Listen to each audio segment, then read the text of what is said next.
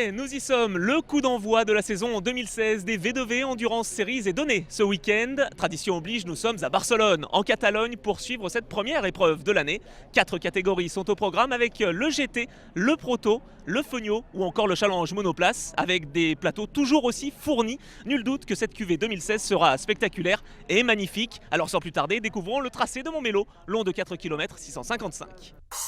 Construit en 1991 pour pouvoir être utilisé lors des JO d'été 1992, le circuit de Barcelone-Catalogne est situé dans la ville de Montmélo. Ce tracé est notamment connu pour accueillir le Grand Prix d'Espagne de Formule 1, le MotoGP, le GT Open ou encore les V2V Endurance Series depuis 2013.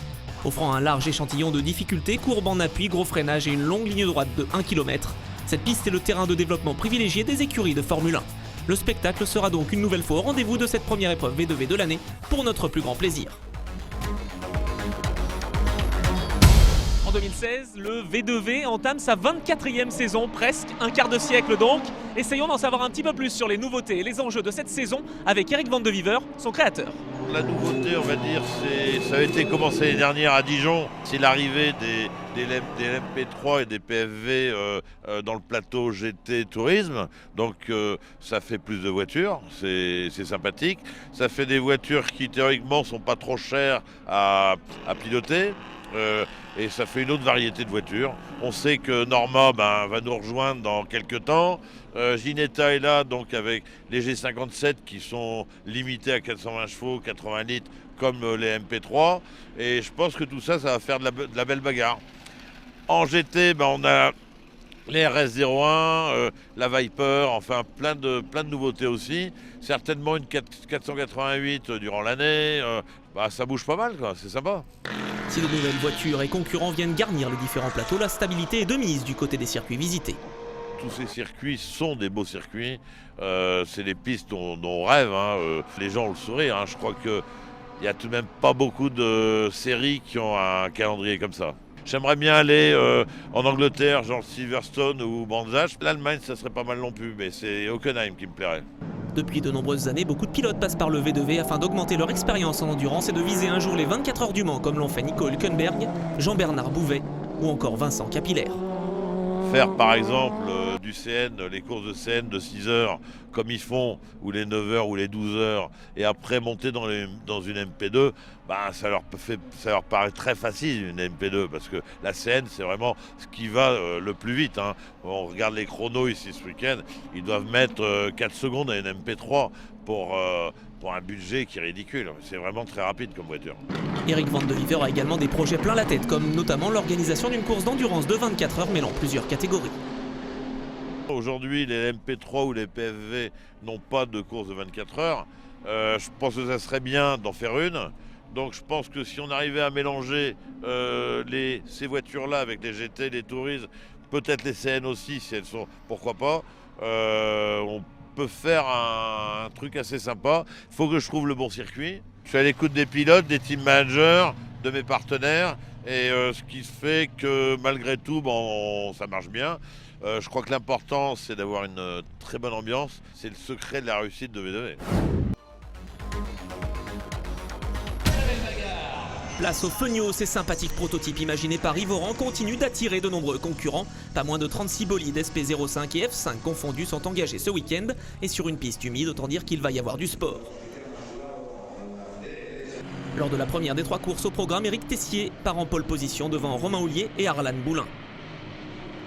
À l'extinction des feux, Houllier prend le meilleur envol devant les 2 AGR Bleu Mercure de Tessier et Boulin. Jean Quelet, le champion 2014, rate quant à lui complètement son départ et provoque la panique dans le peloton, comme le montre la caméra embarquée d'Aurélien Robineau. Houllier mène la danse devant Boulin et Yvoran. Derrière, la bataille est intense entre les concurrents Feugno 5.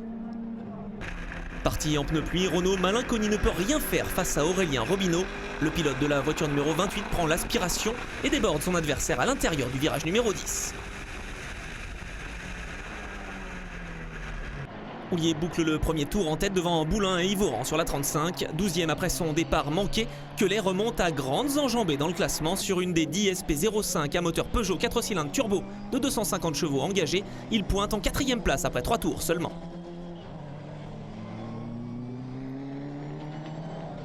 Dans le paquet, Gaylord Hero sur la 99 attaque fort. Parti 32e, il dépasse de nombreux concurrents pour finir à une solide 13e position.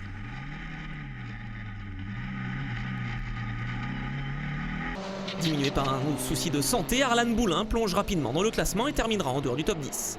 Si Houllier n'est pas inquiété en tête, Kellet sur la 11 attaque comme un beau diable et s'empare de la 3e place au détriment d'Yvoran, puis de la 2e après un dépassement sur Norbert Sauvin. Au 5e tour, il est déjà 2e derrière Houllier. Dans la catégorie F5, le leader Robineau voit revenir Cédric Gardin, qui va même le dépasser dans l'avant-dernier tour de cette course. Cavalier seul et victoire au général pour Houllier qui termine avec 14 secondes 5 d'avance sur Kellet et 20 sur Yvoran. C'est la joie dans l'équipe HMC Loéac. Ultra dominateur dans une manche 2 pluvieuse qu'il remportera avec 36 secondes d'avance sur Romain Houllier, Jean Kellet aborde la 3e et dernière course du week-end en toute confiance. Mais au départ, c'est bien Romain Houllier sur la 24 qui s'élance magnifiquement devant Norbert Saurin et Aurélien Robineau. Départ encore une fois raté pour Kellet, mais le champion 2014 n'a certainement pas dit son dernier mot. Houllier, Sauvin, Kellet, Girardot et Boulin, c'est le top 5 dans ce premier tour.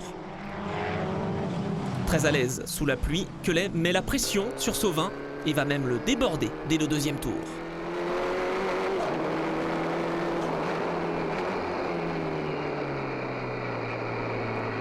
Renaud Malinconi sur la numéro 81 domine la catégorie F5, vainqueur incontesté de la 2e course devant Robineau et Gardin.